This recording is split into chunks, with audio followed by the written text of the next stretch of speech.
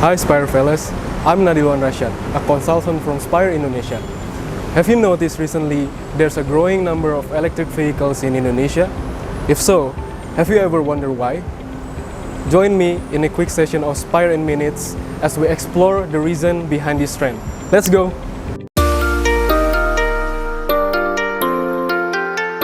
Due to its rapidly developing economy and vast population of over 270 million, Indonesia has a significant number of motor vehicles in use. With over 150 million vehicles on the road, Indonesia ranks amongst the world's largest users of motor vehicles, and it is expected to keep rising each year. This excessive reliance of motor vehicles, particularly those powered by fossil fuels, can cause numerous problems in the future, including the increasing emission of carbon that contributes to global warming.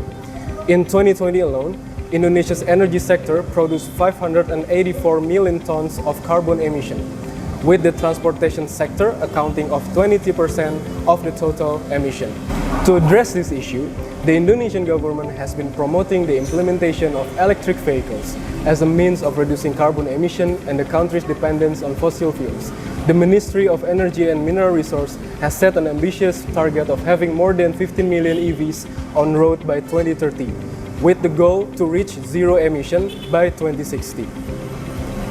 Now that we understand why there are so many EVs recently, let's delve into the advantages and the drawbacks when using electric vehicles. So there are several advantages of using an electric vehicles. The first one is they uses battery. Unlike internal combustion engines that run on gasoline or diesel fuel, EV use batteries to store electrical energy, which is used to power the electric motor that drives the wheels of the vehicle. And because they use batteries, EVs produce zero emission, which can help to reduce air pollution and gas emission. The second one is lower maintenance costs. Electric vehicles have lower maintenance costs compared to conventional gasoline vehicles due to their higher energy efficiency, resulting in reduced maintenance requirements. Additionally, EVs have lower fuel costs, making them more cost-effective to operate in the long run. The last one is quieter engines. EVs are typically quieter than gasoline vehicles, which can help to reduce noise pollution in urban areas. This is because they have fewer moving parts and don't have the noise and vibration that are usually associated with the combustion engine. However, there are also a few challenges that might hinder consumers to use electric vehicles. The first one is higher initial costs. EVs are generally more expensive to purchase than conventional gasoline vehicles, with electric vehicles usually 30% more expensive than gasoline-powered vehicles, which can make them less accessible to some consumers. Generally, the reason why EVs are more expensive is due to the high cost of the batteries, which are a major component for the EV. Moreover, because the market for EV is still developing, the economies of scale that have brought down the cost of gasoline-powered vehicles are not yet in place for EVs. As a result, the cost of EVs is often higher than the gasoline vehicles. The second one is limited driving range. The limited driving range of electric vehicles, which is determined by the capacity of their batteries, can be a significant concern for consumers who frequently travel long distances. For instance, while most electric motorcycles can cover a distance of 60 to 70 kilometers on a single battery charge, this range may be insufficient for daily use in countries like Indonesia, where motorcycles are a common mode of transportation for long-distance travel. Additionally, the lack of available charging stations for electric vehicles can exacerbate this issue, making it difficult for consumers to recharge their vehicles.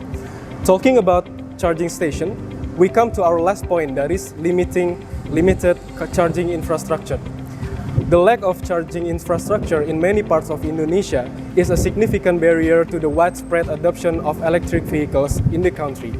Without sufficient charging infrastructure, EV owners may find it difficult to recharge their vehicles, particularly during long trips or in areas where charging stations are not readily available.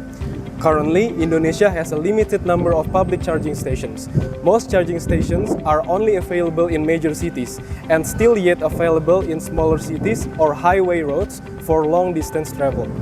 Fortunately, the Indonesian government has recognized those issues and has taken steps to address it by introducing several solutions, such as introducing incentives for electric vehicles, For instance, the government has issued an incentive for 200,000 e-motorcycles with 7 million rupiah incentives, while up to 30,000 electric cars will receive an incentive of 70 to 80 million rupiah per unit. By providing these incentives, the government hopes to increase interest in using EVs by making them more affordable and accessible to customers. The Indonesian government has also taken steps to address the challenge of the lack of charging infrastructure for EV in this country.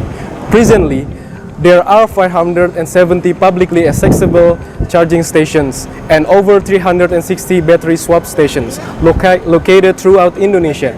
The government has projected that the number of charging stations will increase to 31.9 thousand and the number of battery swap stations will grow to 67,000 by 2030. These efforts aim to provide a more robust charging infrastructure network that can accommodate the growing EV industry.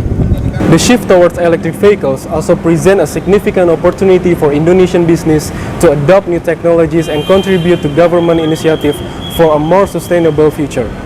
Private sector companies such as Gojek and Grab are already making the shift towards electric vehicles and have partnered with electric motorcycle manufacturers like Electrum and VR to support the development of EV in Indonesia.